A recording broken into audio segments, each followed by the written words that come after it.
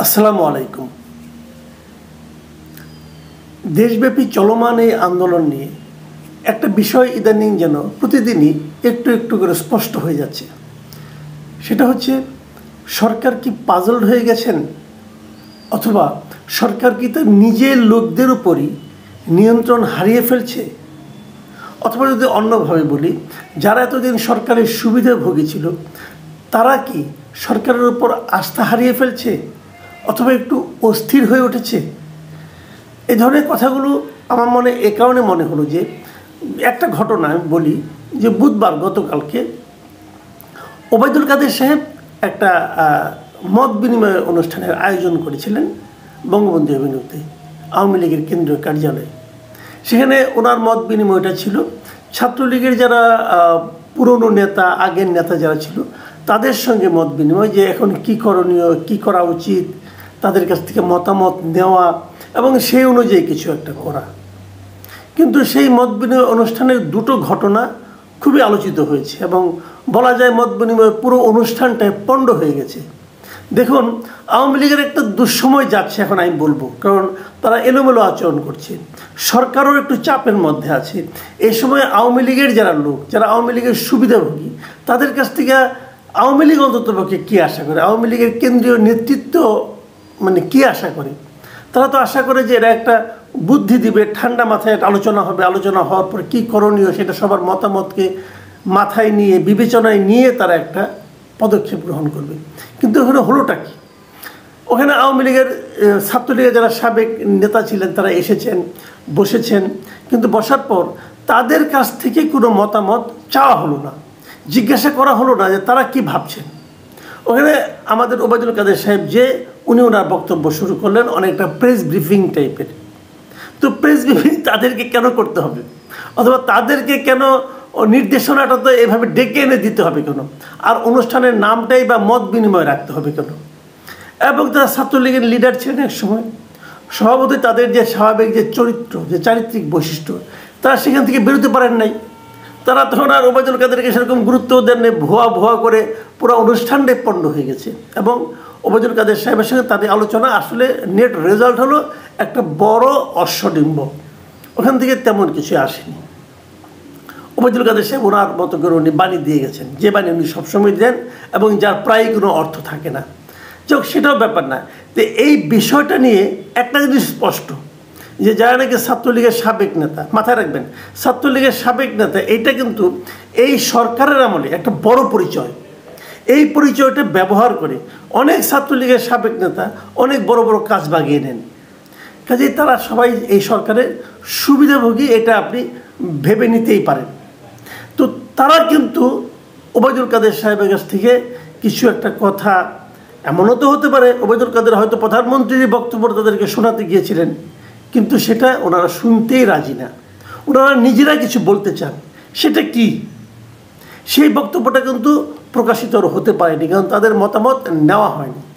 এখানে দ্বিতীয় যে ঘটনাটা আমাকে কাছে খুবই গুরুত্বপূর্ণ বলে মনে হয়েছে, সেটা হলো ওবায়দুল কাদের সাহেবের পাশে সেই মঞ্চে ছিলেন সাবেক কৃষিমন্ত্রী, আওয়ামী লীগের প্রেসিডিয়ামের সদস্য ডক্টর আব্দুর রাজ্জাক।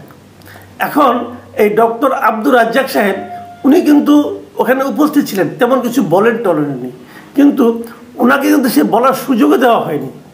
সুযোগ দেওয়া হয়নি কেন? বরঞ্চ উনি এখানে বসার সঙ্গে সঙ্গে এই ছাত্র নেতারা নানাভাবে হট্টগোল শুরু করে দেন। হট্টগোলটা কেন? তারা বলেন যে উনি এখানে কেন, ওনার ছেলে তো ফেসবুকে সরকার বিরোধী বক্তব্য লেখে, তো উনি এখানে থাকবেন কেন? এখন প্রশ্ন হচ্ছে, ওনার ছেলে সে কি সরকার বিরোধী বক্তব্যটা লিখেছে? এটা কিন্তু আরেকটা বিষয় যে দেখা দরকার, যে তার ছেলে আসলে কি লিখেছে এবং তার ছেলেটা কে। তার ছেলের নাম হলো রেজওয়ান শাহরিয়ার সুমিত। এই ভদ্রলোক ফিল্ম নিয়ে, আমি ওনার ফেসবুকে গিয়েছি এবং ফেসবুক দেখেছি, উনি ফিল্ম নিয়ে বেশ লেখালেখি করেন এবং ফিল্ম নানা ধরনের বিশ্বের যত ভালো ভালো মুভি আছে তার উপর ওনার পড়াশোনা আছে। উনি নিজেও এ নিয়ে লেখাপড়া করেছেন, যুক্তরাষ্ট্রেই পড়াশোনা করেছেন বলে মনে হলো আমার কাছে। তো এই ভদ্রলোক একটা পোস্ট দিয়েছেন।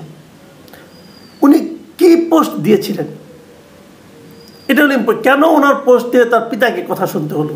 তবে আমি পার্সোনালি মনে করি যে একজন প্রাপ্তবয়স্ক লোক, তার কর্মকাণ্ডের জন্য আপনি তাকেই প্রশ্ন করতে পারেন, তার পিতাকেও করতে পারেন না, তার পুত্রকেও করতে পারেন না, তার পরিবারের সদস্যদের করতে পারেন না। কারণ তারা সবাই পারিবারিকভাবে বসে সিদ্ধান্ত নিয়ে কি হয় যে তুমি বাবা এই পোস্ট দাও, তা তো আর হয় না। সে একটি প্রাপ্তবয়স্ক লোক, সে তার মতো তার স্বাধীন চিন্তা সে প্রকাশ করতেই পারে। কিন্তু ছাত্রলীগের নেতাদের সেটা সহ্য হয়নি এবং তারা খেপে গিয়েছেন রাজ্জাক সাহেবের উপর। এখন আমার প্রশ্ন হলো, রেজওয়ান শাহরিয়ার সুমিত কী পোস্ট দিয়েছিলেন যার কারণে তার পিতাকে প্রকাশ্য মত বিনিময় সভায় কথা শুনতে হলো? আসেন সেই পোস্টটা একটু দেখি। এই পোস্টটা নিয়ে অনেকে এর মধ্যে লেখালেখি করেছে। আমি এই পোস্টটা উনি দিয়েছেন 16 তারিখে, মানে যেদিন 15 তারিখে ঢাকা বিশ্ববিদ্যালয়ে ছাত্রলীগের হাতে নিরীহ আন্দোলনরত ছাত্রছাত্রীরা নির্মমভাবে প্রহারের শিকার হলো, মেয়েদেরকে প্রকাশ্যে পেটানো হলো, সেই দৃশ্য পত্রপত্রিকায় এলো। সেগুলো দেখার পরদিন এই ভদ্রলোক রেজওয়ান শাহরিয়ার সুমিত উনি এই পোস্টটা দিয়েছেন। সেই পোস্টটা তো উনি লিখেছেন যেটা, এরা বুক ফুলিয়ে যতই জয় বাংলা বলে চেঁচাক, 1971-এর মহান মুক্তিযুদ্ধের সঙ্গে 2024-এর আজকের ছাত্রলীগের কোনো ধরনের সম্পর্ক আছে বলে আমি মনে করি না। আজ এরা চেতনাহীন, পথভ্রষ্ট, অর্থলোভী, পঙ্গপাল ছাড়া কিছুই নয়। আন্দোলনরত ছাত্রদের সঙ্গে আলোচনায় না গিয়ে পঙ্গপাল বাহিনী লেলিয়ে দেওয়া কোনো আদর্শের রাজনীতি আমি জানি না। তবে বঙ্গবন্ধু রাজনীতি বা দর্শনের সঙ্গে তার কোনো মিল নেই, তার ঢের বলতে পারি। এই পঙ্গপাল পুষতে পুষতে কবে গোটা জাতি চেতনাহীন, পথভ্রষ্ট ও অর্থলোভী হয়ে যায়। এই হলো ওনার পোস্ট, এবং পোস্টের শেষে উনি শামসুর রহমানের একটা কবিতা দুটো লাইন জুড়ে দিয়েছেন। প্রশ্ন হচ্ছে, এই পোস্টটার মধ্যে ভুলটা কি?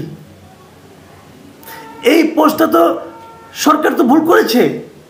সরকার ছাত্রলীগকে লেলিয়ে দিয়েছে, এই ওবায়দুল কাদের সাহেব লেলিয়ে দিয়েছিলেন। ছাত্রলীগকে লেলিয়ে দেওয়ার মাধ্যমে সরকারকে কিছু গেইন করেছে না ক্ষতি করেছে? ক্ষতি করেছে। এবং তার নেট প্রফিটটা কী হয়েছে, এখন ক্যাম্পাস থেকে ছাত্রলীগ আউট হয়ে গেছে। তো এই যে পোস্টটা পরের দিন উনি দিলেন, সুমিত সাহেবের এই পোস্ট যদি ওই সময়ে আওয়ামী লীগ গ্রহণ করতো তাহলে তো আজকে এত কিছু হয়ই না। তো যে একটা ভালো পরামর্শ দিল, সেই পরামর্শের সমালোচনায় আমার ছাত্রলীগের সাবেক নেতারা তাদের মাথা খারাপ হয়ে গেছে এবং তার দায় তারা তার পিতাকে দিচ্ছে।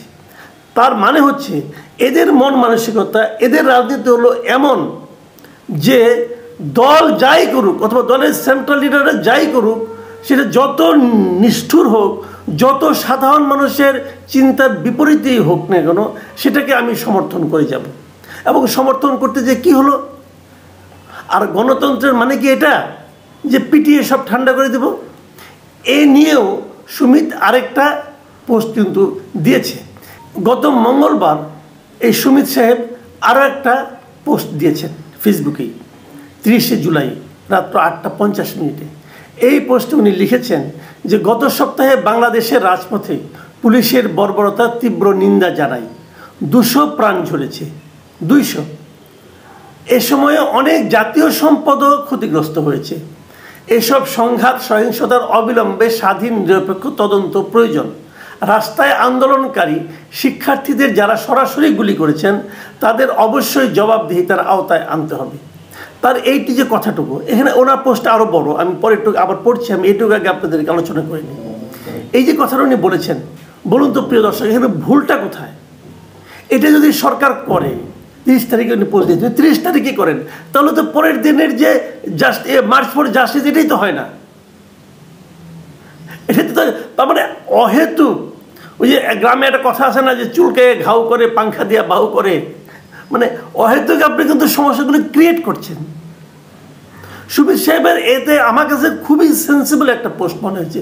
এই পোস্টের নিচের অংশে কী রয়েছে উনি বলেছেন, নিচের অংশে যে হুমকি, বুলেট, সেন্সরশিপের মাধ্যমে সমাজে শান্তি ফিরিয়ে আনা যায় না। আমাদের প্রকৃতপক্ষে যা প্রয়োজন তা হলো পারস্পরিক সহানুভূতি, বোঝাপড়া এবং সবচেয়ে গুরুত্বপূর্ণ একটি অনুকূল পরিবেশ, যেখানে সুস্থ সংলাপ করা সম্ভব, এই কথাটার নিয়ে সাবেক ছাত্রলীগের নেতারা উদ্বিগ্ন। এবং সুমিতের এই পোস্টেরই শেষে উনি আরেকটি দিয়েছেন, উনি একটা মুভির কথা বলেছেন, ডু দ্য রাইট থিং, এবং সেই মুভিতে তিনি এই কথাটাই উল্লেখ করেছেন মোটামুটি আরও ডিটেল। এখানে আমি ইংরেজিটা আপনাদেরকে দিয়ে দিচ্ছি, আপনারা এটা দেখে নিন। তো আমার যে বক্তব্যটা সেটা হলো যে আওয়ামী লীগ মাঝে মাঝে সরকার বলে না যে আমাদের সুষ্ঠু সমালোচনা করুন, গঠনমূলক সমালোচনা করুন। আমি যদিও এখন আমার যতটুকু মনে হয় যে গঠনমূলক সমালোচনা বলতে তারা আসলে স্তুতিটাই বোঝাতে চান, তা না হলে সুমিত সাহেব যে আলোচনাটা করেছেন এর চেয়ে গঠনমূলক সমালোচনার কি হতে পারে। কিন্তু এটা করার কারণে ওনার কারণে উনি তো বটেই, ওনার পিতাও তোপের মুখে পড়েছেন। আমি তো মনে করি ডক্টর আব্দুর রাজ্জাকের গর্ব করা উচিত যে সুমিতের মতো একজন পুত্রের পিতা তিনি। এরকম একজন সেন্সেবল মানুষ, পরিষ্কার চিন্তার মানুষের পিতা তিনি হতে পেরেছেন, এটা ওনার গর্বের ব্যাপার। কিন্তু আমি জানি আওয়ামী লীগ এখন এমনই একটা দলে পরিণত হয়েছে যেখানে এর জন্য ডক্টর রাজ্জাককে আরও অনেক সমালোচনার মুখে পড়তে হবে। আওয়ামী লীগ দলটা কিন্তু গণতান্ত্রিক দলই ছিল, আওয়ামী লীগকে ধীরে ধীরে স্বৈরতান্ত্রিক দলে পরিণত হচ্ছে। আওয়ামী লীগের গণতান্ত্রিক দল মানে কি? গণতন্ত্রের মূল বক্তব্যটাই হচ্ছে সহনশীলতা। আওয়ামী লীগের সহনশীলতা কি শূন্যের কাছাকাছি পৌঁছে গেছে? উনি আমি সুমিতের শেষের অংশটুকু বলেছিলাম পূর্বটা, তবে আমি একটু জায়গায় পড়ে শোনাই। উনি এখানে একটা হ্যাশট্যাগ দিয়ে লিখেছেন ডু দ্য রাইট থিং। তারপর ওনারা ব্যাখ্যা দিয়ে লিখেছেন যে ডু দ্য রাইট থিং অর্থ বৃহত্তর মঙ্গলের জন্য যা সবচেয়ে ভালো সেটিই করা। এমন সিদ্ধান্ত নেওয়া নয় যা আমার নিজের ব্যক্তিগত প্রয়োজনের উপর ভিত্তি করে নেওয়া, যা আমার জনপ্রিয়তাকে বাড়িয়ে দেয় বা আমার ব্যক্তিগত বিশ্বাস অন্যের উপর চাপিয়ে দেয়। মূল কথা বলতে এটাই যে ডু দ্য রাইট থিং। এখন এই সরকার যা করছে, এখন এই সরকারের দল, রাজনৈতিক দল আওয়ামী লীগ এবং তার নেতারা যা করছেন সেটা রাইট থিং নয়। সুমিত তাদের চোখে আঙুল দিয়ে বলিয়েছে, দেখিয়ে দিয়েছে যে রাইট থিং কাকে বলে, এবং শেষে আহ্বান জানিয়েছে যে ডু দ্য রাইট থিং, সঠিক কাজটা করুন।